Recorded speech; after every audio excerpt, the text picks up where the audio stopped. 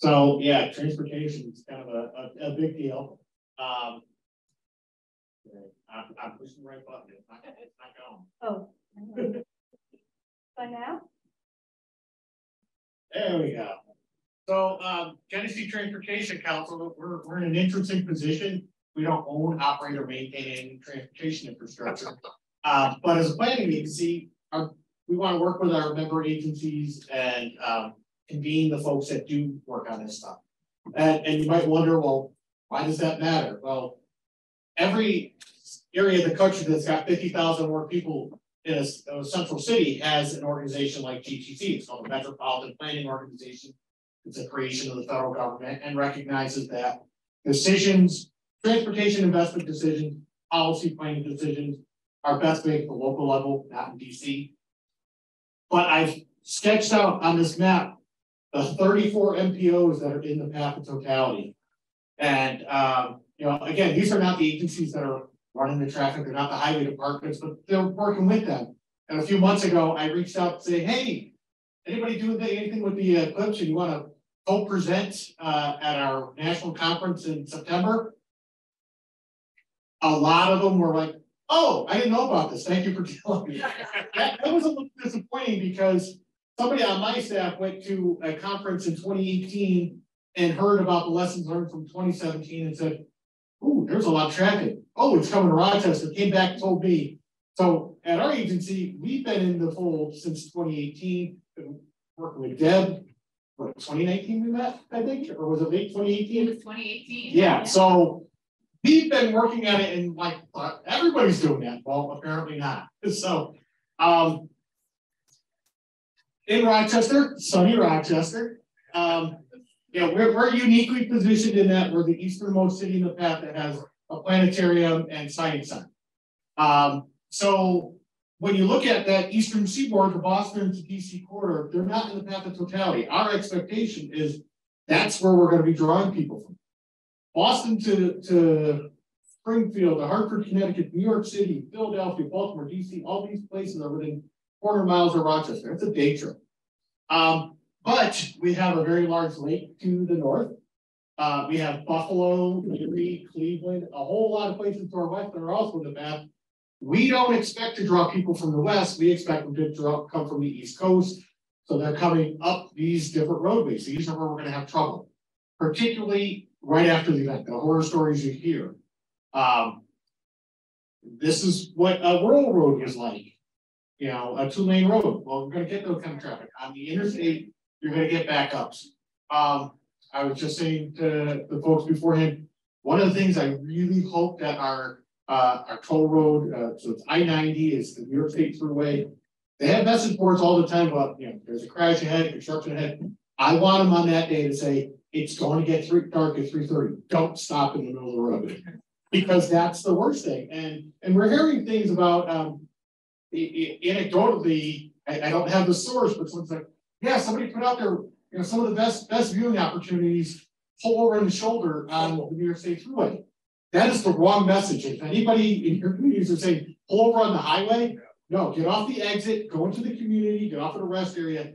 Don't stop on the highway. If you got a flat tire or, you know, overheated engine, stop, but not to watch the sun. Traffic considerations when you're having an event.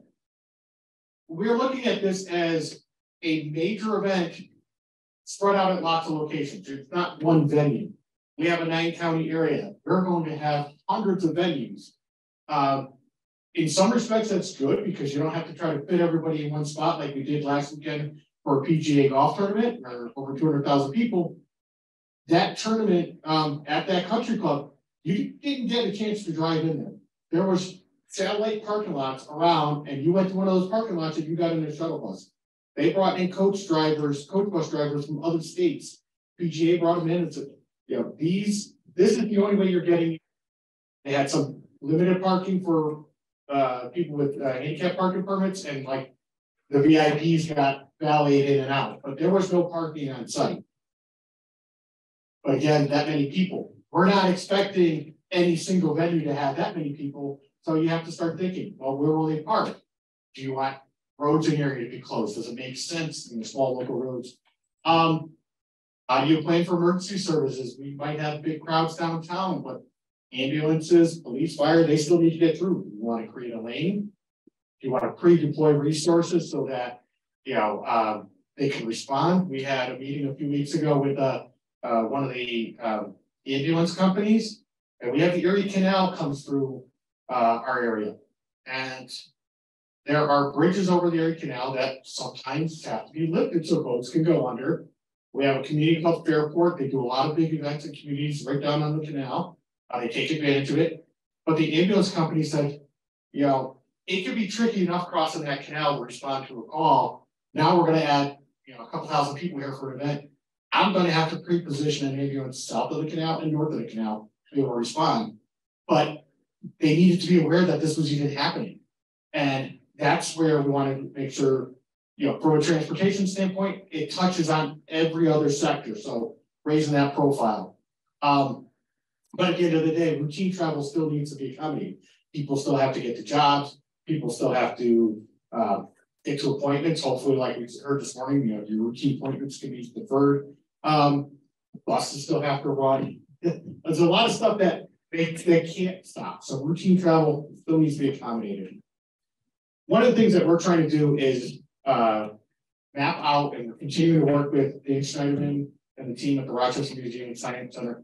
We'll call them sanctioned venues where there is an event that we know is happening at a community center, at the Museum and Science Center, at SUNY Brockport, the State University of New York at Brockport. And we want to know where these are and what they're estimating for size. So particularly those in proximity to each other, we can understand the potential for overlapping traffic considerations. We also want to know, okay, where is it going to be in relation to large construction projects? There's some that we are unable to avoid having lane closures because they're just such major projects that take a couple years to get done. There's others that our state Department of Transportation has already said, hey, new projects, they're not starting before the eclipse. You might want to normally be out there at April. Oh, that was strange. That would be my dean trying to get hold of me. We lost the clicker control. All right, give me a sec. There we go. So the traffic considerations, what are you doing locally? Again, what are your venues being proximity to each other? You do satellite parking with shuttles. Long distance travelers need information. They're not familiar with the area. They need to know how to get to different places, to different venues. That's like that venue map. We're trying to do it on Google Maps so that people have access to it and don't need any special software. They can just pull it up on their Google Map and hopefully, I'm here and I'm trying to get to that venue, or I'm at this venue and I want to get to my hotel or restaurant. They can have directions built in. The on and off campus, this relates certainly to the college campus. They even like the Rochester Museum and Science Center campus, they're expecting a 4-day festival. I think they're thinking 10 to 15,000 people on Monday. That's still their campus. And the thing is, you have towns, villages, cities, counties, state, many different people responsible for different roads and jurisdictions. So understanding, getting everybody at the table, making sure that the coordination is there. But one of the big things that we're trying to get people to understand is that don't wait for somebody at a higher level to tell you what's going to happen. Start doing it in your community, and when somebody from the state or the county comes knocking, like, all right, well, this is what we plan to do. Will that work? We know, for example, the State Office of Emergency Management is working on stuff, but if you wait till their guidance comes out, you've taken away too much of your time. So we're thinking bottom up, not top down. And we're trying to get people to arrive early. We're trying to get them to stay late. One of the things we had the realization that, hey, that night is the NCAA men's basketball championship. What can we do with our hotels and bars and restaurants to put a package in, keep people sticking around? And this past year was really good for me. I was a University of Connecticut graduate, so glad to see they won. Give credit to Deb Ross. Come for the sun, stay for the stars. That's a tagline we're using. And earlier, I think Carrie was talking about hashtags. Take Tuesday too. We're trying to get people to stick around, and there are plenty of things from the tourism industry, the hospitality industry. There are things to do. Stick around and let the people that have to leave be. You stick around and hopefully not make the traffic any worse. There's my contact information. Hopefully I stuck to the time limit.